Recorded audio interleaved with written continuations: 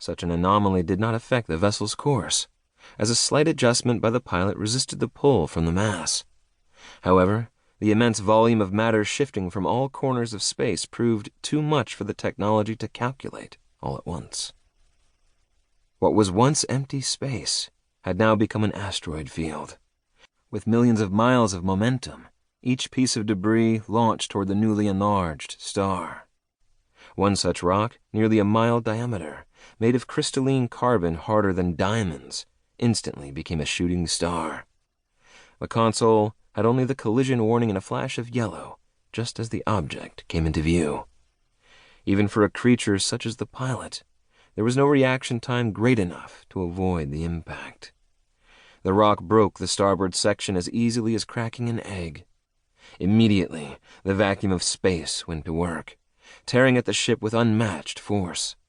Both interior and exterior portions broke away, zipping toward the dying star until eventually reaching a gravitational equilibrium. The cockpit sealed itself, giving the pilot enough time to secure itself. A pod, nearly the size of a car, unveiled like a flower. Its exterior shell was a bright silver, composed of layers of a barrier sheet made to protect the capsule from atmospheric entry should it find a suitable planet. The barrier would gradually dissolve into a powdery substance during the course of entry, leaving the capsule itself untouched. The pod contained supplies, enough for the pilot to survive should it escape this predicament. The journey would not be as predictable as normally that of its vessel, as the pod did not contain the advanced navigational technology. It only contained a beacon for others of its species to collect it, should they ever travel within distance. That beacon, having mapped the paths of the ship during its travels, would now do so for the pod. With the future now undetermined, there was only one thing remaining for the pilot to do. It placed itself in the pod and adjusted the limited navigation settings.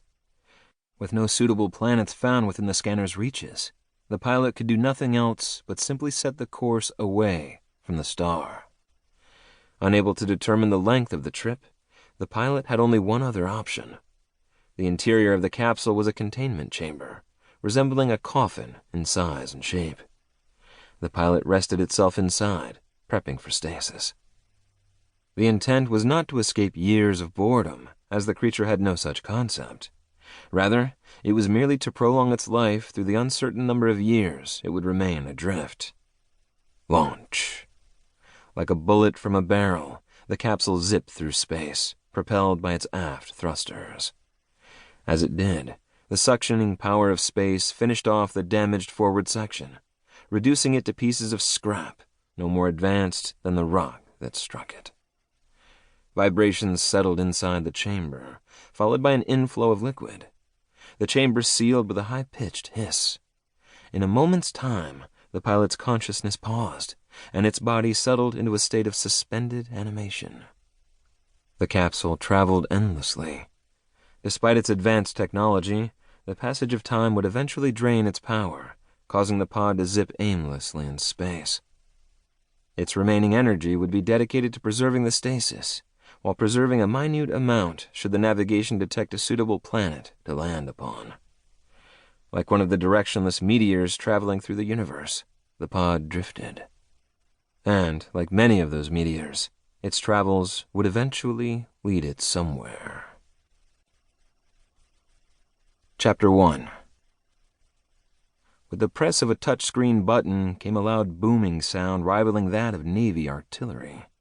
A booming sound echoed through the room, sparking a brief physical flutter from those inside. Rock music boomed from the small electronic device, wirelessly amplified by loud speakers set up in all corners of the room. Tim Sutton cringed from the burst of sound, nearly spilling his beer onto his end of the large horseshoe-shaped sofa. He turned around, seeing his brother-in-arms adjusting the iPhone app on a tray table behind him. "Jesus Christ, Charlie! You trying to put us all on disability?" he shouted, his voice barely audible over the classic rock. Glass bottles clanged from the opposite side of the sofa, followed by obnoxious laughter. Sutton righted himself in his seat, looking directly at the two giants who sat across from him. Ivan and Rex, two soldiers who, by appearance, looked more as if they were trying out for Mr. Olympia. Muscles squeezed through shirts.